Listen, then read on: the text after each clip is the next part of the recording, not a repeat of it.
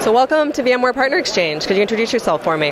Sure. I'm Gus Trevera. I'm a solution architect at Dell for the VMware Horizon View solution. And I'm here to support all the demos that you see behind us using all the WISE endpoints and VMware View. Beautiful. So that's your main reason for being here today? Technical support. Yep. We need you guys. So what do you think of the software-defined enterprise and VMware's vision around it?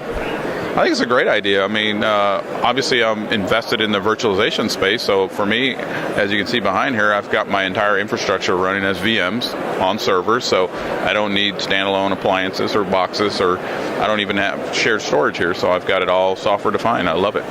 Beautiful. So you're a big proponent of software-defined storage. Absolutely. I think that makes it easier for me to deploy, it makes it fast to deploy, and it's cheaper. We think so too. So what do you think of Nexenta? I like Nexenta. We've done some, POCs with you guys, and trying to figure out where the perfect match is and where the perfect customers and the perfect scenarios for VMware View. Perfect. Well, we're big supporters of Dell as well. Awesome. Anything else? That's it. Thank you. Thank you, guys.